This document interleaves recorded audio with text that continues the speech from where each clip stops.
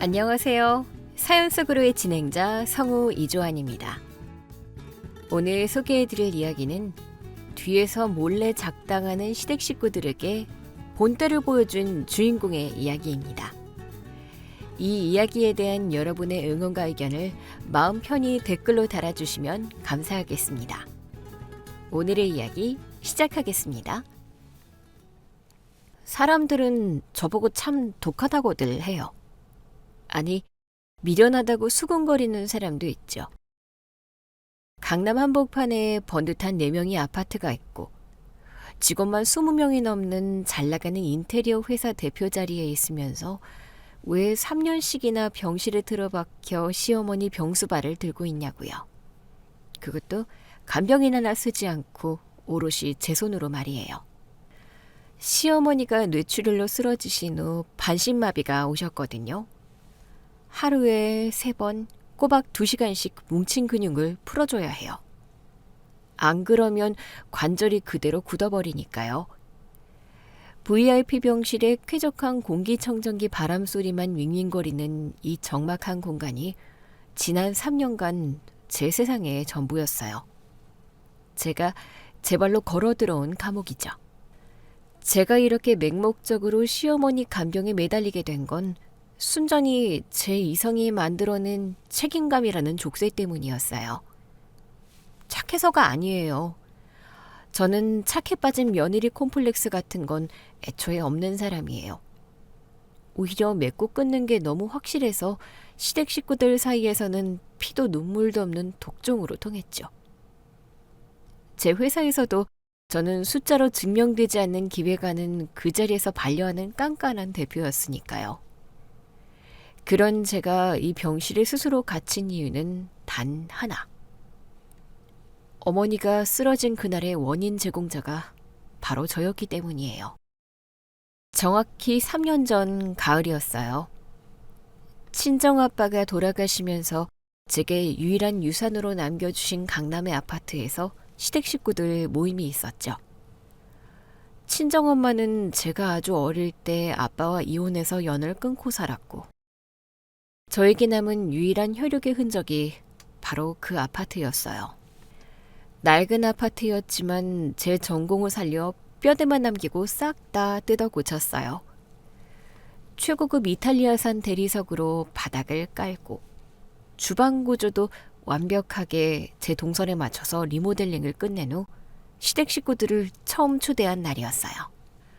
제가 직접 노량진 수산시장에서 떼온 방어로 회를 뜨고 갈비찜에 잡채까지 한 상 거하게 차려냈죠. 거실 대리석 식탁에 둘러앉아 식사를 마쳤을 때쯤 분위기가 묘하게 흘러갔어요. 다들 눈빛을 교환하더니 시동생이 헛기침을 하며 본론을 꺼냈어요. 형수님, 인테리어가 진짜 기가 막히네요. 바닥 자재만 봐도 견적이 억소리 나겠는데요? 역시 잘 나가는 회사 대표님이라 다르시네. 저도 이번에 프랜차이즈 고깃집 하나 크게 내보려고요. 상가 자리도 다 봐놨어요. 권리금도 싼 데다가 인테리어도 제가 손품 팔아서 싸게 해보려고요. 형님, 그 상가가 진짜 노른자위거든요. 유동인구가 장난이 아니에요. 지금 당장 계약금 안 걸면 평생 후회할 자리라니까요. 저희가 아주버님네처럼 번듯하게 살려면 이번이 마지막 기회예요. 축하할 일이네요. 두 분이서 준비는 꼼꼼히 잘하셨나 봐요. 상권 분석이나 수익률 계산은 다 끝난 상태인 거죠? 타겟층은 어떻게 잡으셨어요? 아, 그게요, 형수님. 디테일한 건 하면서 맞춰가면 되는데 일단 자금 융통이 조금 막혔어요. 대출을 좀 받아야 하는데 제 신용등급으로는 한도가 턱도 없게 나오네요. 1금융권은 아예 막혔고 2금융권도 이자가 너무 세서요. 형수님, 이 아파트 담보로 대출 좀 받아주시면 안 될까요? 이자는 제가 장사해서 꼬박꼬박 낼게요. 서운하지 않게 챙겨드릴 테니까 제발 부탁 좀 드립니다. 그 말을 듣는 순간 식탁 위를 맴돌던 화기애애한 공기가 순식간에 차갑게 얼어붙었어요. 저는 들고 있던 찻잔을 소리나지 않게 내려놓고 냅킨으로 입가를 닦은 뒤 시동생 부부를 똑바로 쳐다봤어요. 서방님, 이 아파트 제 친정아빠 유산이에요. 제 목숨 같은 집이죠? 그리고 가족끼리 돈 거래, 특히 부동산 담보대출은 절대 안 한다는 게 제 철칙이에요. 거절할게요. 에이, 형수님, 남도 아니고 한 가족인데 너무 매정하신 거 아니에요? 제가 떼먹고 도망갈 사람도 아니고요. 다 우리 가족 잘 살아보자고 하는 일인데 너무 철벽 치시는 거 아닙니까? 가족이니까 더 확실히 선을 그어야죠. 서방님, 지금 상권 분석도 제대로 안 되어 있고 구체적인 사업 계획서도 없이 그냥 유동인구 많다는 간만 믿고 뛰어드시는 거잖아요. 서방님 사업이 100% 성공한다는 보장이 어디 있어요? 만약에 장사 안 돼서 대출금 못 갚고 제 아파트 경매로 넘어가면 그때 가서 도련님이 제 아파트 원상복구 해주실 수 있어요? 못 하시잖아요. 책임지지도 못할 리스크를 왜 저한테 떠넘기세요? 대출은 서방님 능력껏 받으세요. 형님, 말 참 섭섭하게 하시네. 이제 막 시작해보려는 사람한테 망한다는 소리부터 하세요? 너무 재수없는 말씀 아니에요? 저희가 남인가요? 동서, 사업이라는 게 희망회로만 돌린다고 되는 게 아니잖아요. 최악의 상황을 가정하는 게 기본이에요. 은행에서 서방님 신용으로 안 빌려주는 돈이면 그 사업은 아직 시작할 때가 아니라는 객관적인 지표예요. 남의 집 담보 잡을 생각 말고 두 분이서 돈 모아서 작은 평수 배달 전문점부터 다시 시작하세요. 그게 순리예요. 이때 묵묵히 과일을 깎고 있던 아주버니가 점잖은 목소리로 거들었어요. 아주버니는 동네에서 꽤 크게 공인중개사 사무소를 하고 계셨거든요. 재수씨 말씀이 틀린 건 아닌데 너무 날카롭네요. 동생이 오죽 답답했으면 재수씨한테까지 손을 벌렸겠습니까? 재수씨가 좀 풀어주시면 우리 집안 전체가 일어설 수 있는 기회인데 너무 앞뒤 꽉 막히게 구시는 것 같습니다. 저도 공인중개사로서 그 상가 자리 봤는데 확실한 물건 맞습니다. 제가 보증하죠. 재수씨가 좀 유연하게 대처해 주시죠. 아주버니께서 보시기에 그렇게 확실한 노른자의 물건이고 동생 사업이 성공할 거라 확신하시면 아주버니 사시는 아파트 담보로 대출받아서 도련님 빌려주시면 되겠네요. 아주버니 댁도 강남권이라 대출 꽤 나올 텐데요. 왜 제 재산으로 집안을 일으켜 세우라고 하시는지 도무지 이해가 안 가네요. 제 재산은 제가 알아서 지켜요. 2번 다시 이 아파트 담보로 대출 운운한 일 없었으면 좋겠네요. 제 말이 끝나기가 무섭게 소파에 기대어 앉아있던 시어머니가 벌떡 일어났어요. 평소도 저를 썩 마음에 들어하지 않으셨지만 그날은 유독 얼굴이 불그락 푸르락 달아올라 있었죠. 너 지금 말 다 했냐? 어디서 시아주버니한테 따박따박 말댔구야. 니까짓게 애비 죽고 아파트 하나 굴러 들어왔다고 우리 식구들이 다 우습게 보이냐? 내가 널 며느리로 들일 때부터 알아봤다. 고 하나 다름없는 년 데려다 걷어줬더니 은혜도 모르고. 어머니, 우습게 본 적 없어요. 무리한 부탁을 하시길래 상식적인 선에서 거절의 이유를 명확하게 말씀드린 것뿐이에요. 제 재산 지키겠다는 게 왜 말대꾸고 왜 버릇없는 행동이 되는 건가요? 독한 년? 네 애비가 너한테 그렇게 가르치더냐? 어미 없이 커서 가정교육을 덜 받은 티를 이렇게 내는구나. 돈독이 올라서 시동생 앞길을 막아? 오늘 내가 널 사람 만들어 놓겠다. 어머니, 지금 선 넘으셨어요.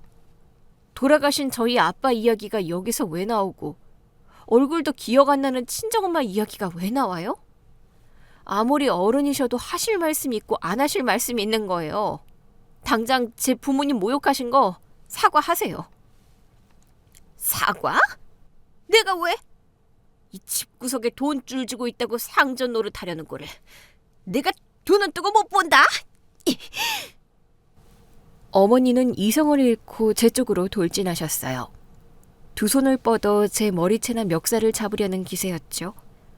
저는 본능적으로 뒤로 한 발짝 물러섰어요. 맞서 싸울 생각은 없었으니까요. 그런데 너무 흥분하셨던 탓인지 아니면 거실에 새로 깐 두꺼운 페르시안 카펫 모서리에 발이 걸린 건지 어머니의 발이 심하게 꼬였어요.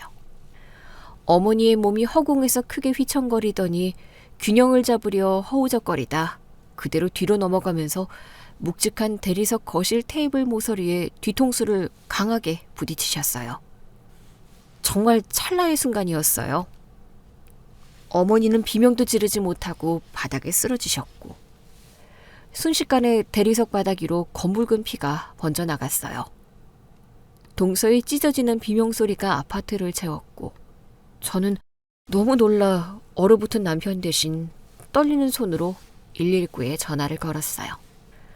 응급실로 실려가신 어머니는 곧바로 수술실로 들어갔어요. 진단명은 급성 뇌출혈. 무려 6시간에 걸친 대수술을 마쳤지만 의사는 착잡한 표정으로 우측 편마비가 와서 평생 누워 지내거나 누군가의 부축 없이는 거동을 할 수 없을 거라는 소견을 냈어요. 중환자실 앞에서 밤을 새우던 그 새벽.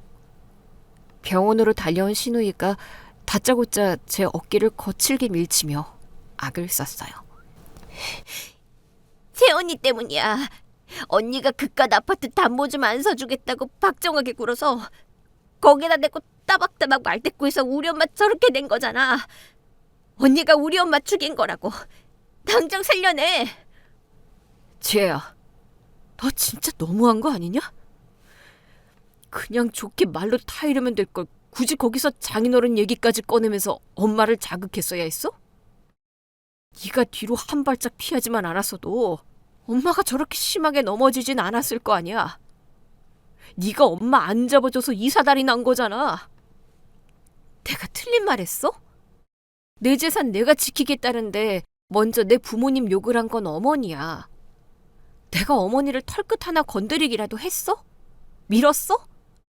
어머니 혼자 분에 못 이겨서 달려들다 넘어진 거잖아. 그리고 사람이 갑자기 달려드는데 피하는 게 본능이지. 그걸 어떻게 잡아? 왜 그 책임을 나한테 다 뒤집어 씌워? 난 잘못 없어? 머리로는 완벽하게 알았어요. 법적으로 제 잘못은 단 1%도 없다는 걸요. 경찰이 와서 거실 홈캠을 둘러봐도 법정에 서더라도 제 무죄를 증명할 수 있는 완벽한 상황이었죠. 저는 방어조차 하지 않고 피하기만 했으니까요. 하지만 매일같이 중환자실 유리창 너머로 산소호흡기를 달고 머리에 붕대를 감은 채 누워있는 어머니를 볼 때마다 이성은 무너져 내렸어요. 제 눈앞에서 사람이 피를 흘리며 쓰러졌고 그 사람이 평생 반신마비로 살아야 한대요. 어쨌든 제 집에서 저와 말싸움을 하다가 벌어진 일이었죠.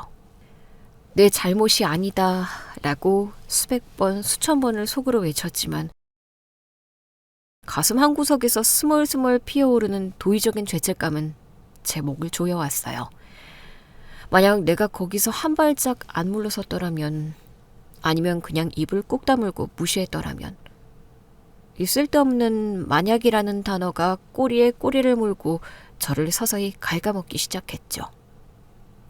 저는 누구에게 빚지고는 못 사는 성격인데 평생 갚지 못할 마음의 빚을 진 것 같아 숨이 막혔어요. 결국 한 달 뒤, 일반 병실로 올라가던 날 저는 결심했어요. 어머니가 쓰러지신 데에 제 지분이 아주 조금이라도 있다면 그걸 제 손으로 책임지겠다고요. 남의 손에 맡겨서 돈으로 대충 때우는 짓은 제 성격상 용납이 안 됐어요. 결자 해지. 제가 완벽하게 간병해서 어머니를 두 발로 걷게 만드는 것만이 이 지독한 족쇄에서 벗어나는 유일한 길이라고 생각했죠. 남편은 병원 복도에서 제 두 손을 꼭 잡고 눈물을 글썽이며 말했어요. 지혜야, 당신 결정 존중할게. 많이 힘들겠지만 당신이 엄마 옆에 있어준다니 내가 한결 마음이 놓인다. 미안해, 내가 당신 탓해서. 당신은 엄마 간병에만 전념해. 회사 일이나 재산관리, 세금 문제 같은 건 내가 다 알아서 할게. 당신 지금 제정신 아니잖아. 신경 쓸 일은 내가 다 덜어줄게. 알았어. 회사 결제 라인은 최 실장한테 임시로 넘겨뒀으니까 당신은 큰 틀만 봐줘. 법인 통장 관리랑 부가세 신고 꼼꼼히 챙기고, 내 신분증이랑 인감도장은 서재 금고안에 있어. 비밀번호는 우리 결혼기념일이야.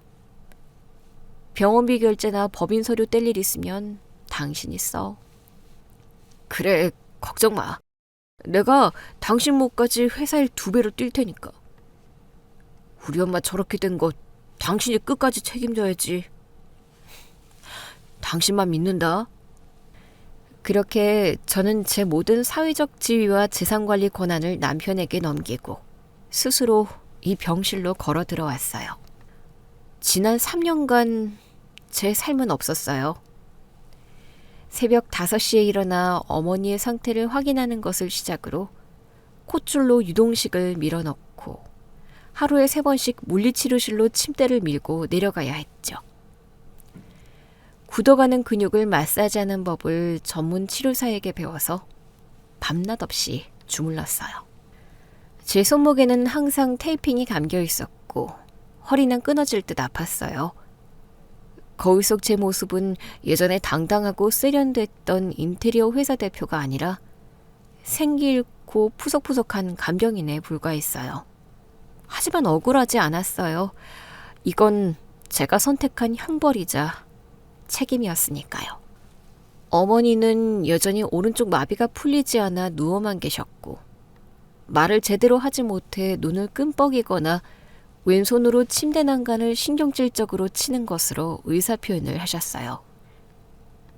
가끔 저를 노려보는 그 서늘한 눈빛 속에서 저를 향한 깊은 원망을 읽을 때면 저는 말없이 어머니의 굳은 다리를 더 세게 주무를 뿐이었죠. 적어도 오늘 새벽 병상 밑에서 그 기막힌 목소리를 듣기 전까지는요. 제 삶을 송두리째 바친 이 3년의 헌신과 죄책감이 얼마나 철저하게 농락당하고 있었는지 꿈에도 모른 채 말이에요.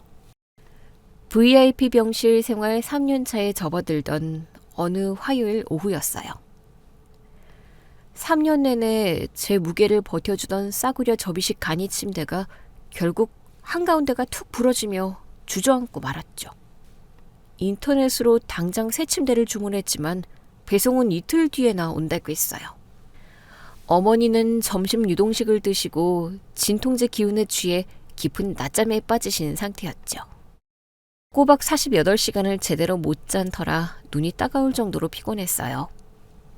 저는 병실 옷장에 있던 얇은 요가 매트를 꺼내 크고 높은 전동 병상 및 빈 공간에 깔았어요. VIP 병실이라 병상 및 공간이 꽤 넓었거든요. 햇빛도 가려지고 공기청정기 소음도 덜해서 오히려 아늑하게 느껴졌어요. 알람을 30분 뒤로 맞춰두고 바닥에 눕자마자 기절하듯 잠이 들었어요. 얼마나 지났을까요? 병실 문이 드르륵 열리는 소리에 선잠에서 깼어요. 눈을 뜨려고 하는데 익숙한 구두 발소리 2개가 병상 가까이 다가오는 게 느껴졌어요. 시누이와 남편이었죠. 제가 침대 밑 사각지대에 누워있는 걸 전혀 모르는 눈치였어요. 저는 잠결에 몸을 일으키려다 이어지는 남편의 말에 숨을 들이마시고 움직임을 멈췄어요. 엄마 잔다. 지혜는 어디 갔어? 또 간호사실 가서 깐깐하게 차트 확인하고 있나 보네. 새언니 진짜 독종이야. 의사들 사이에서도 진상보호자로 소문 다 났더라. 오빠, 내일이면 새언니 강남 아파트 오빠 이름으로 넘어오는 거 맞지? 서류는 다 완벽해?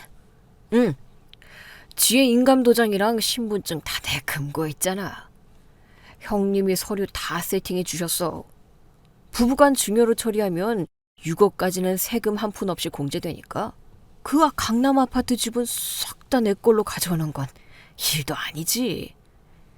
다행이다. 진짜로 쓰러진 엄마 병원비 핑계 대면서 새언니 회사에서 돈 빼내는 것도 이젠 지친다. 언제까지 엄마가 VIP 병실에 있어야 해? 솔직히 1인실 특실 병원비 한두 푼도 아니고 오빠가 빼돌린 돈으로 딴 주머니 찬 거 새언니가 눈치채면 어쩌려고 그래? 눈치채긴 뭘 눈치채. 지혜 걔 지금 엄마 쓰러진 거 자기 탓이라고 죄책감에 쩔어서 3년째 병실 밖으로 나가지도 못하고 있어. 회사 통장 내역서 확인해 볼 정신도 없을걸? 내가 병원비 영수증이랑 간병용품 샀다고 서류 조작해서 회사 돈 빼대는 건 최 실장도 몰라. 아파트 명의만 내 걸로 넘어오면 바로 대출받아서 내빚부터 싹 다 갚을 거야. 아버지도 빨리 등기 쳐서 자기 돈 갚으라고 난리야. 머리를 망치로 얻어맞은 것 같다는 뻔한 표현으로는 부족했어요. 심장에 얼음물이 끼얹어진 듯 온몸의 피가 차갑게 식어내렸죠. 내 아파트를 뺏어가려고? 내 회사 돈을 횡령하고 있었다고? 그것도 병원비 핑계를 대면서? 저는 소리를 내거나 당장 뛰쳐나가는 대신 주머니에 있던 스마트폰을 조심스럽게 꺼내 녹음 버튼을 눌렀어요. 손끝 하나 떨리지 않았어요. 배신감에 눈물이 나기보다는 3년 동안 내가 스스로 쓴 족쇄가 얼마나 멍청한 짓이었는지 깨닫는 순간 이성이 무섭게 차가워졌거든요. 아무튼 내 형님이랑 같이 등기소 가서 서류 접수하고 끝낼 거야. 나 간다. 지혜 오기 전에 너도 적당히 있다가 가. 알았어. 내일 등기 떨어지면 톡해. 병실 문이 닫히고 신우이마저 나간 뒤에야 저는 병상 밑에서 빠져나왔어요. 거울에 비친 제 모습은 참혹했지만 눈빛만큼은 3년 전 회사를 호령하던 그 독한 대표의 눈빛으로 돌아와 있었죠. 저는 곧바로 짐을 챙겼어요. 오후에 병실로 돌아온 남편에게 저는 태연하게 말했어요. 여보, 나 내일 오전에 집에 좀 다녀와야 할 것 같아. 날씨가 쌀쌀해지는데 어머니 덮으실 극세사 이불도 좀 챙기고 내 겨울옷도 가져와야 해서 오전에 어머니 재활치료 갈 때 당신이 좀 모시고 다녀와줘. 어? 내일 오전? 내일 오전에는 나 회사에 중요한 미팅이 있는데? 오후에 가면 안 될까?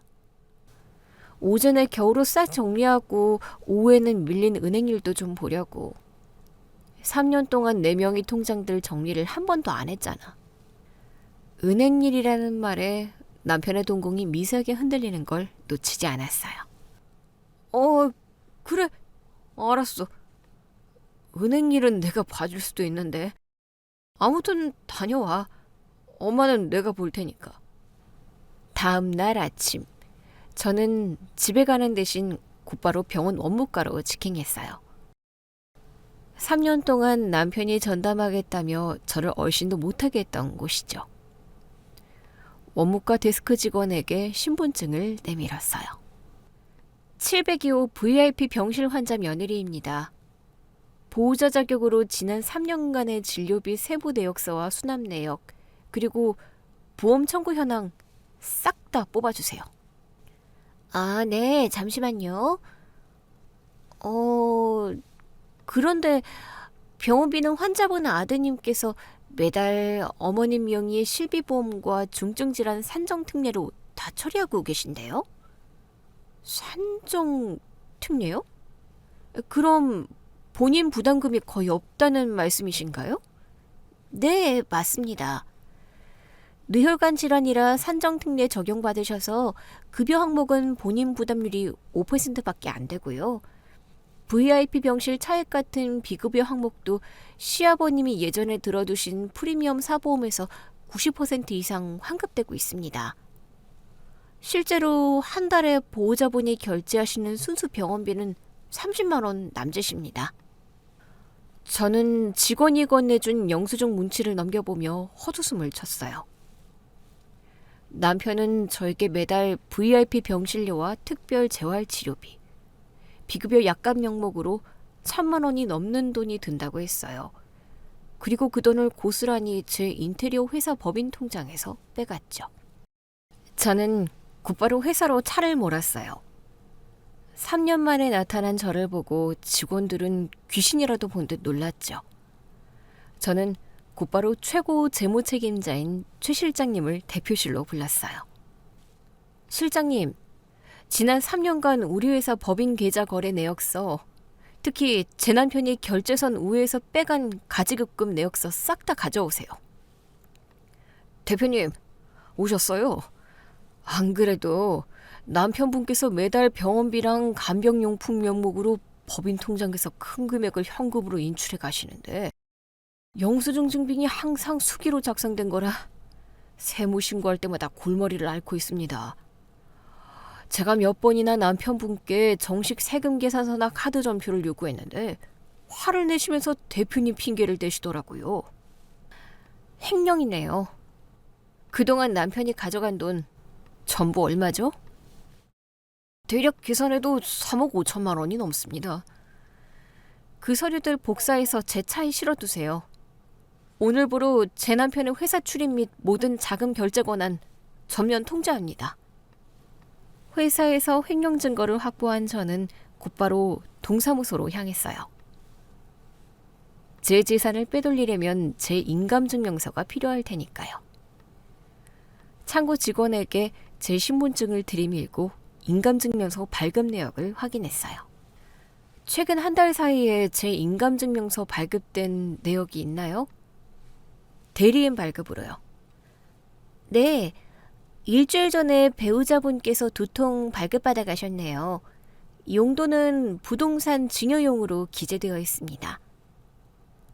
부동산 증여. 뻔뻔한 인간들. 남편은 부부 사이에 일상가사 대리권이라는 법적 맹점을 완벽하게 찌른 거였어요.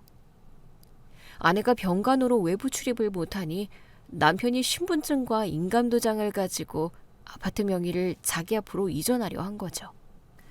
부부간 증여는 1억 원까지 증여세가 면제된다는 점을 악용해서 강남 아파트 지분을 세금 한 푼 없이 삼키려는 수작이었어요. 이 모든 완벽한 사개극의 서류 작업을 도와줄 수 있는 사람. 저는 동사무소 의자에 앉아 시댁 큰아주버니에게 전화를 걸었어요. 공인중개사인 아주버니는 법과 서류의 허점을 누구보다 잘 아는 뱀 같은 사람이었죠.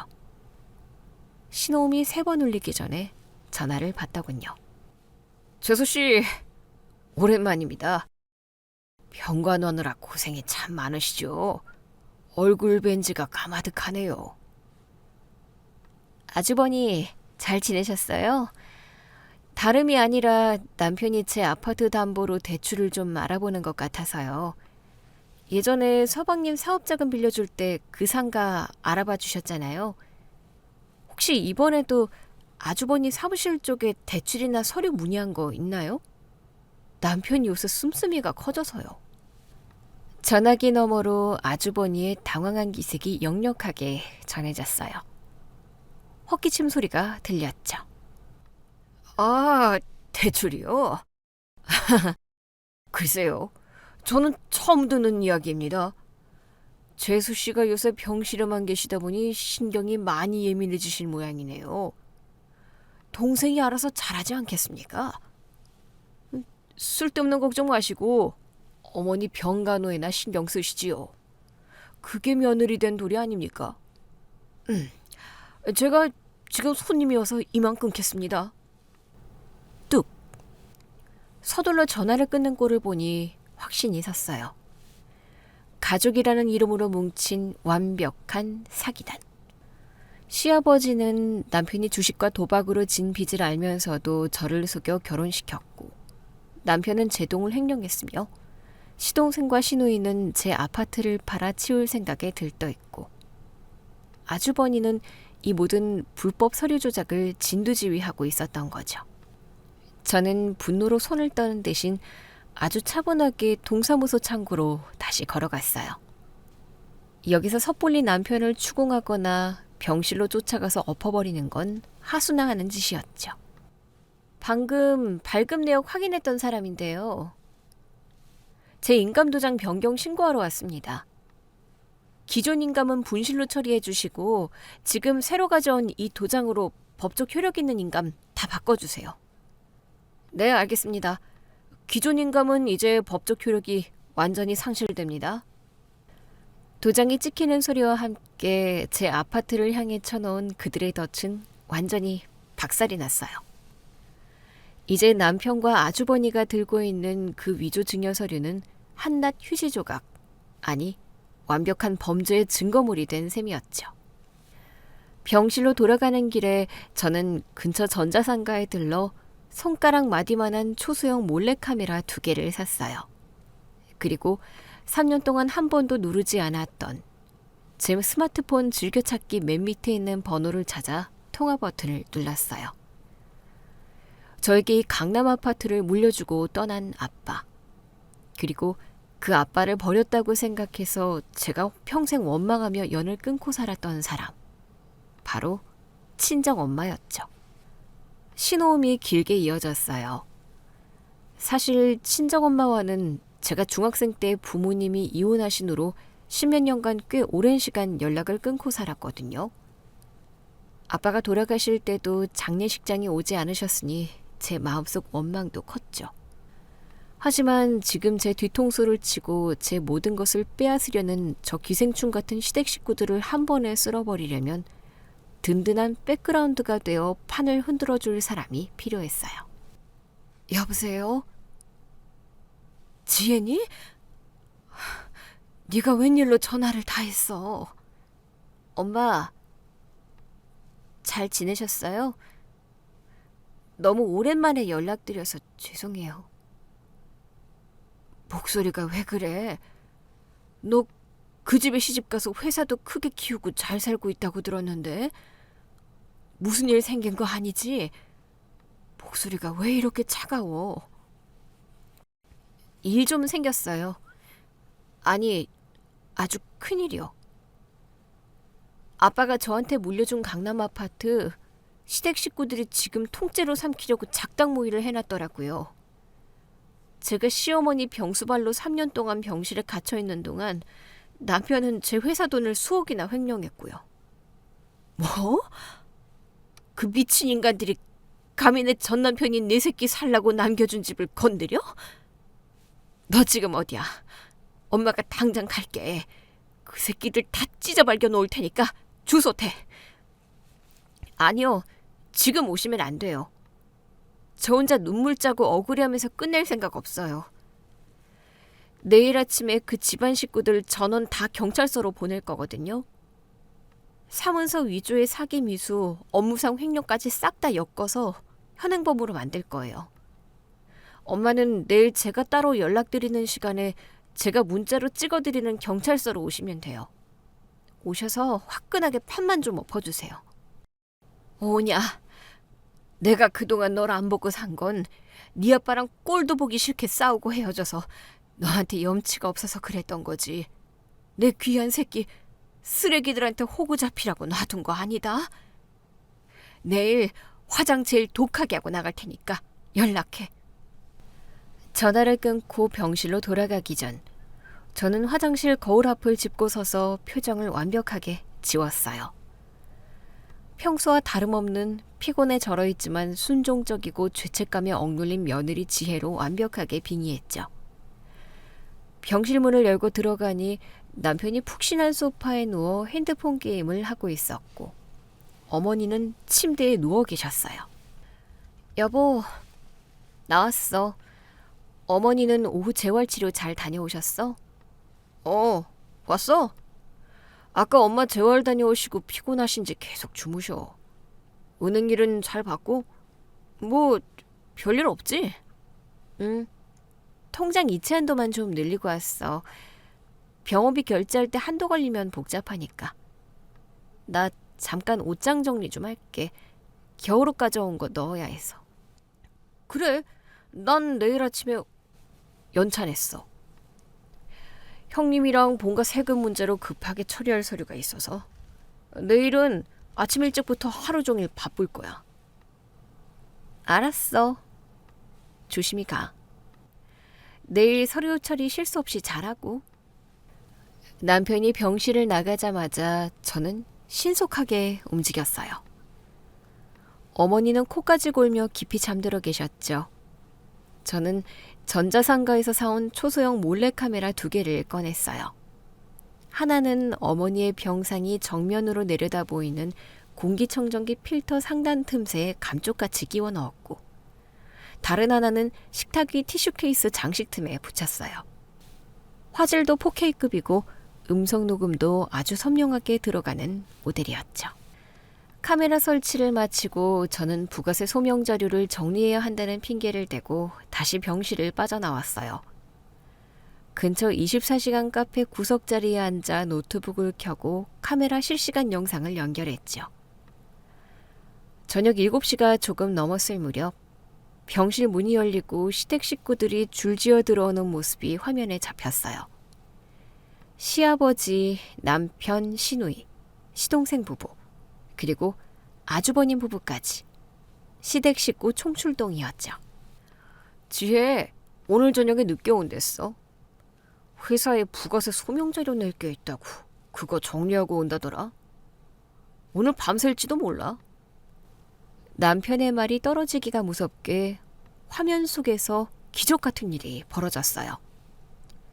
3년 내내 오른쪽 수족을 못 쓰고 누워만 계시던 어머니가, 제 도움 없이는 휠체어에 앉지도 못하던 그 어머니가 벌떡 일어나서 침대에서 혼자 성큼성큼 걸어 내려오시는 거 아니겠어요?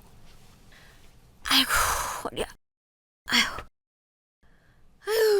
하루 종일 그 깐깐하녀 눈치 보느라 누워 있었더니 온몸이 다 쑤신다. 야, 배달앱 켜서 보쌈이랑 족발 제일 큰 걸로 시켜라. 막국수도 2개 추가하고. 병원방 밍밍해서 도저히 못 먹겠다. 임자, 조금만 참아. 내일이면 그 기집애 명의 강남 아파트 우리 아들 명의로 온전히 넘어오잖아. 그럼 이 지긋지긋한 병원 생활도 끝이야.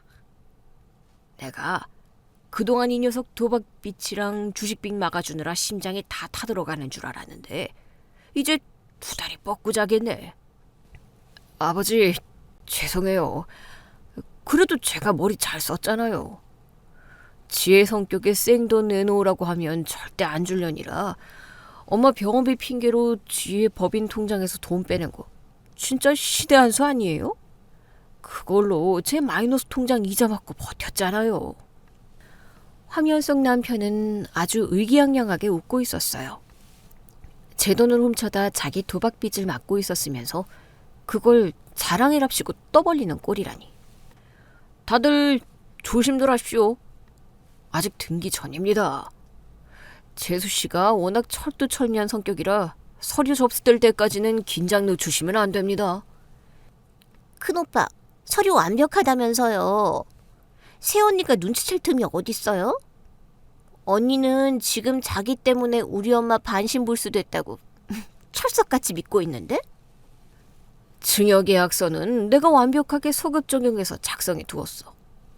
동사무소 직원이 재수씨 인감증명서를 동생한테 발급해 줬다는 건 서류상 대리권에 아무 문제가 없다는 뜻이니까.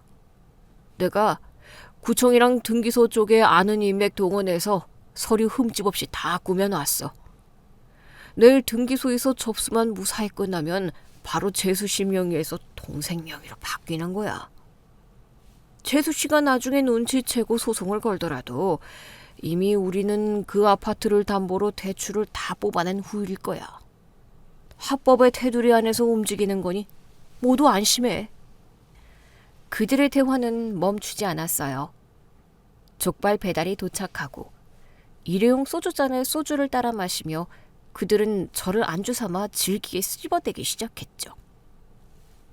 형, 그 아파트 형 이름으로 명의 이전 끝나면 바로 담보대출 당겨주는 거 있지 않았지? 어렵게 그 가게 다시 나와서 운 좋게 상가계약금 걸어둔 거 이번 주에 잔금 치러야 해. 형수님이 예전에 나 개무시하면서 대출 안 해준 대가를 이렇게 치르네. 걱정 마. 형이 약속 지킨다. 지의 그 독한 년이 3년 전에 대출 안 해준다고 버티는 바람에 일이 이렇게 돌아간 거 아니야. 엄마 안 다쳤으면 어떻게 내 명의로 그 아파트를 꿀꺽하겠냐? 내 말이 그 말이다. 내가 넘어질 때만 해도 아찔했는데 병원에 누워있으면서 가만히 생각해보니까 이게 기회다 싶더라고. 의사가 재활하면 걸을 수 있다고 했을 때 내가 니들한테 비밀로 하고 계속 아픈 척하자고 한 게 내 평생 제일 잘한 일이다. 안 그랬으면 그 똑쟁이 년도를 우리가 어떻게 구경이라도 해보겠니? 지 죄책감에 발목 잡혀서 내 똥오줌 받아내며 종려 노릇하는 꼴 3년 봤으면 나도 볼 만큼 봤다. 속이 다 시원하다. 어머님, 진짜 연기 대상감이세요. 저번 명절에 형님이 어머님 주무르실 때 어머님 눈물 뚝뚝 흘리시면서 짐덩어리 떼서 미안하다고 연기하실 때 저 웃음 참느라 진짜 혼났잖아요. 형님은 그거 보고 또 자기가 죽일 년이라고 엉엉 울고 진짜 총각이 따로 없었어요. 다들 배를 잡고 낄낄거리며 웃었어요. 노트북 화면을 바라보는 제 눈은 사막처럼 건조하게 짝이 없었죠. 눈물 한 방울, 억울함의 탄식 한 번 나오지 않았어요. 오히려 머릿속으로 저들이 저지른 죄목들을 차분하게 엑셀표 정리하듯 나열하고 있었죠. 사문서 위조, 위조 사문서 행사, 사기 미수, 업무상 횡령. 완벽했어요. 저는 화면을 고화질로 녹화하면서 동시에 남편의 법인카드와 제 명의로 된 모든 신용카드 분실 신고를 일괄적으로 때렸어요. 내일 아침이면 남편은 단돈 10,000원짜리 커피 한 잔도 제 카드로 결제하지 못할 거예요. 그리고 회사 최 실장님께 문자를 보냈어요. 실장님, 내일 아침 출근하시자마자 남편 명의로 된 회사 출입증, 법인 차량, 사내 인트라넷 계정 전부 사용 정지시켜주세요. 그리고 지난 3년간 횡령한 증거자료 싹 다 정리해서 법무법인 태성의 최 변호사님께 넘기시고요. 내일 오후에 업무상 횡령으로 형사고소장 접수 들어갈 거니까 스탠바이 하라고 전해주세요. 밤 11시가 훌쩍 넘어서야 병실로 돌아갔어요. 언제 족발 파티를 했냐는 듯 병실은 은은한 수면등 조명만 켜져 있었고 어머니는 침대 위에 전신마비 환자처럼 뻣뻣하게 누워 계셨죠. 소파에서 TV를 보던 남편이 저를 보며 하품을 했어요. 여보, 늦었네. 부가세일은 잘 끝냈어? 다크서클 내려온 거 좀 봐. 응. 자료가 워낙 엉망이라 맞추느라 고생 좀 했네. 당신은 내일 아주버님이랑 서류 처리하러 몇 시에 만나기로 했어? 내일 아침 일찍. 9시 땡 치면 세무서 문 열자마자 들어가려고. 중요한 서류라 빨리 끝내놓고 속 편하게 애쓰려고. 그래? 아주 중요한 서류니까 실수 없이 한 번에 잘 끝내. 2번 발걸음하면 피곤하잖아. 준비한 서류 빠진 거 없지? 인감도장도 잘 챙겼고? 그럼 형님이 워낙 꼼꼼하시잖아. 내가 알아서 잘할 테니까 당신은 푹 쉬면서 엄마 곁이나 잘 지켜. 나 먼저 잔다. 소파에 누워 이불을 덮는 남편의 뒷모습을 보며 저는 입꼬리를 올려 조용히 미소 지었어요. 그래, 내일 아침 일찍 등기소에 가봐. 네가 금고에서 훔쳐간 그 인감도장으로 찍은 위조 서류가 얼마나 예쁜 쓰레기인지. 그리고 공인중개사 자격증까지 걸고 내 재산을 훔치려던 아주버니의 점잖은 표정이 얼마나 처참하게 일그러질지 벌써부터 기대가 되니까. 저는 화장실에 들어가 손을 씻으며 거울 속 저와 눈을 맞췄어요. 죄책감에 짓눌려 살았던 바보 같은 며느리 지혜의 장례식은 오늘 이 밤으로 끝이에요. 내일은 분리수거도 안 되는 저 악질 쓰레기들을 소각장으로 쳐넣어버리는 날이니까요. 다음 날 아침, 유난히 맑고 화창한 수요일이었어요. 남편은 아침 일찍부터 콧노래를 부르며 빳빳하게 다려진 셔츠를 입고 거울 앞에서 넥타이를 메고 있었죠. 제 아파트를 완벽하게 훔칠 수 있다는 기대감에 들떠서 얼굴에 생기가 돌더라고요. 나 갔다 올게. 형님이랑 9시 정각에 세무서 앞에서 만나기로 했어. 서류 접수 끝나면 바로 회사로 넘어가서 밀린 결제 좀 하려고. 엄마 잘 챙기고 있어? 그래. 아주버님이 준비한 서류 빠진 거 없는지 당신이 한 번 더 확인하고. 다녀와. 병실 문이 닫히자마자 저는 곧바로 외출복으로 갈아입었어요. 그리고 어젯밤 챙겨둔 서류 가방을 들고 병원을 나섰죠. 제가 향한 곳은 남편이 있는 등기소가 아니라 제 인테리어 회사 사무실이었어요. 회사에 도착하니 최 실장님과 법무법인 변호사님이 미리 와서 대기하고 계셨어요. 회의실 테이블 위에는 지난 3년간 남편이 병원비와 간병용품 명목으로 법인 계좌에서 현금을 인출해간 횡령 내역서, 허위 영수증, 그리고 남편이 몰래 도박 사이트와 주식 계좌로 돈을 빼돌린 자금 추적 자료가 완벽하게 세팅되어 있었어요. 대표님, 지시하신 대로 남편분의 업무상 횡령 및 배임 혐의 고소장 작성 완료했습니다. 그리고 대표님이 어제 주신 시댁 식구들의 몰래카메라 영상과 녹취록도 모두 확인했어요. 사문서 위조 사문서 행사, 사기 미수까지 엮어서 오늘 바로 관할 경찰서에 접수할 겁니다. 수고하셨어요. 남편의 회사 인트라넷 접속 권한이랑 법인카드 정지는 다 끝났죠? 네, 대표님. 오늘 아침 8시부로 전부 차단했습니다. 남편분 책상에 있던 개인 물품도 박스에 싸서 로비에 내려두었어요. 모든 준비를 마치고 커피를 한 모금 마시는데 제 스마트폰이 울렸어요. 발신자는 남편이었죠.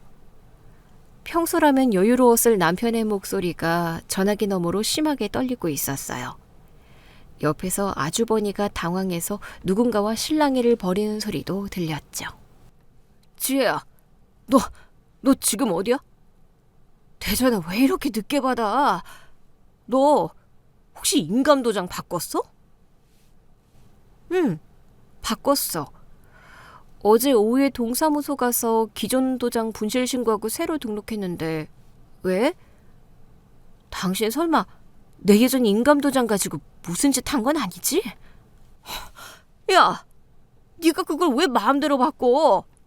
너 때문에 지금 나랑 형님이 경찰에 신고당해서 꼼짝도 못하고 있잖아. 등기소 직원이 서류 접수하다가 인감증명서랑 인감도장 대조해보더니 이거 폐기된 도장으로 찍은 위조 서류라고 경찰에 불렀어. 등기소? 위조 서류? 당신 시댁 세금 문제로 세무서 간 거 아니지? 내 강남 아파트 명의를 당신 앞으로 넘기려고 했지? 아주버니가 공인중개사니까 서류 조작하는 건 일도 아니었겠네? 너 다 알고 있었어? 지혜야, 일단 등기소 쪽으로 와줘. 경찰이 현행범이라고 당장 경찰서로 가야 한다고 난리야. 네가 와서 오해라고 아내인 네가 허락한 일인데 행정착오가 있었다고 말 좀 해줘. 나 지금 수갑차게 생겼다고. 내가 거길 왜 가? 당신이랑 아주버니가 완벽하게 꾸민 사기극인데 당신들이 알아서 수습해야지. 경찰서에서 보자. 전화를 끊고 저는 변호사님과 함께 경찰서로 향했어요. 경찰서 경제팀 조사실 문을 열고 들어가니 넥타이가 삐뚤어진 채 고기를 푹 숙이고 있는 남편과 땀을 뻘뻘 흘리며 형사에게 변명을 늘어놓는 아주버니가 보였어요. 저를 발견한 남편이 자리에서 벌떡 일어났죠. 지혜야, 빨리 형사님한테 오해라고 말씀드려. 네가 허락한 거라고 해. 내가 언제 내 친정아빠 유산을 당신 이름으로 넘기라고 허락했어? 당신이 내 금고 뒤져서 예전 인감도장 훔쳐간 거잖아. 이때 아주버니가 제 쪽으로 다가오며 다급하게 말을 걸었어요. 재수씨, 오해예요. 재수씨가 3년 내내 병실에 갇혀서 너무 힘들어 하시니까 동생의 재산관리 편하게 하려고 명의만 잠깐 돌려놓으려고 했던 겁니다. 저는 공인중개사로서 동생 부탁받고 실무적인 도움만 준 거고요. 우리가 가족인데 재수씨 재산을 훔치려 했겠어요? 다 재수씨 위조사 문서행사 같은 무서운 죄목은 빼주시고 가족 간의 해프닝으로 좋게 마무리하시죠. 아주버니, 끝까지 변명하시는 모습이 참 역겹네요. 저 위하는 척하면서 아주버니 임백동원의 증여계약서 날짜까지 소급해서 조작해놓고 어디서 가족 타령이세요? 변명은 법정 가서 판사님한테 하세요. 조사실안이 시끄러워지자 담당 형사가 책상을 내리치며 조용히 하라고 경고했어요. 그때 조사실 문이 거칠게 열리며 시댁 식구들이 우르르 몰려 들어왔어요. 휠체어에 탄 시어머니를 시누이가 밀고 있었고 시아버지와 시동생 부부까지 전부 출동한 상태였죠. 경찰서에서 남편이 체포됐다는 연락을 받고 사색이 되어 달려온 모양이었어요. 아이고, 내 아들. 멀쩡한 내 아들이 왜 수갑을 차고 있어? 야, 이 독한 년아. 네가 기어코 내 아들 앞길을 망치려고 작정을 했구나. 내가 너 때문에 반신불수가 돼서 3년을 누워 지냈는데 네 년이 내 피 같은 아들을 경찰서에 집어넣어? 세연이, 진짜 제정신이야? 오빠가 언니 목까지 뼈 빠지게 일하면서 우리 엄마 병원비 대느라 얼마나 고생했는데 언니가 예전에 아파트 담보대출만 해줬어도 우리 엄마 안 쓰러졌고 오빠가 이런 일 꾸밀 일도 없었어.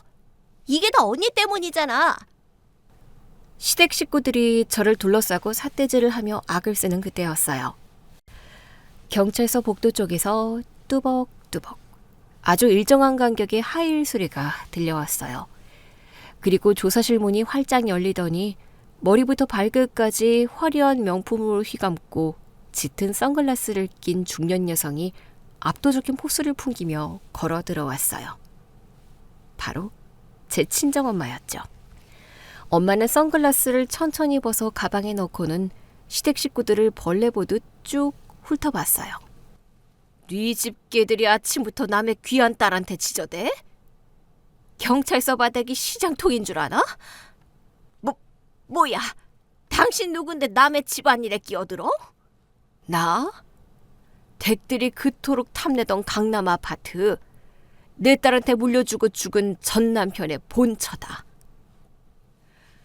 니네들이 고아라고 무시하면서 3년 동안 똥오줌 받아내게 만든 지의 친정 엄마라고. 이 사기꾼 집안구석 쓰레기들아.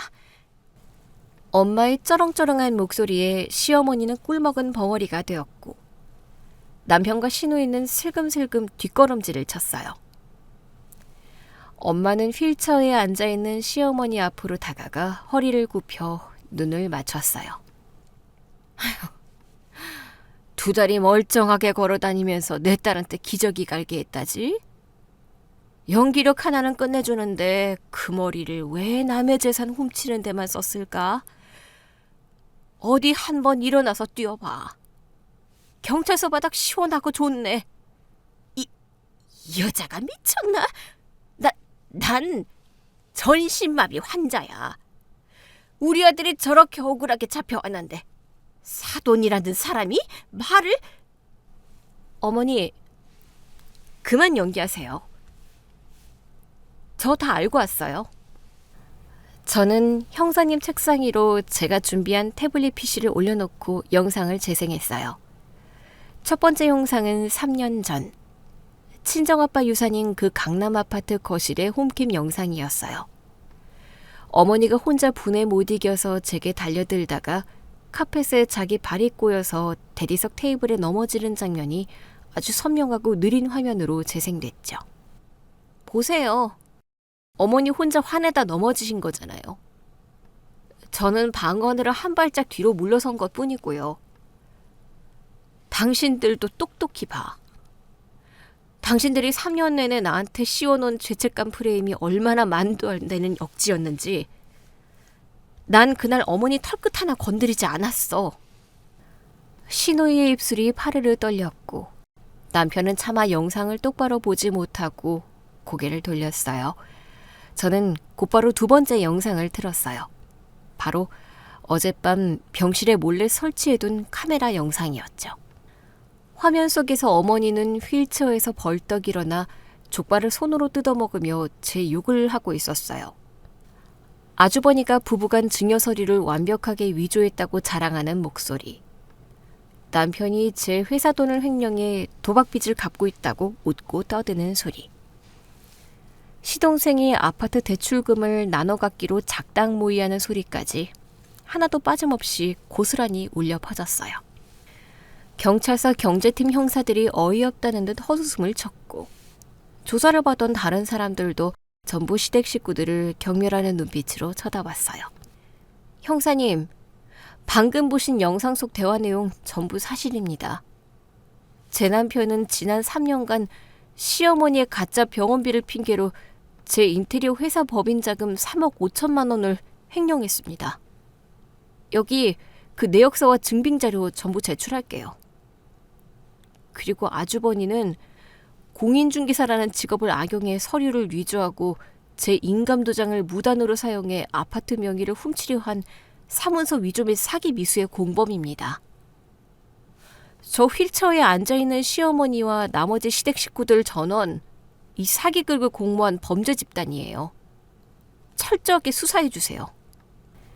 빼도 박도 못하는 명백한 증거들 앞에서 시댁 식구들의 얄팍한 가족에는 순식간에 산산조각이 났어요.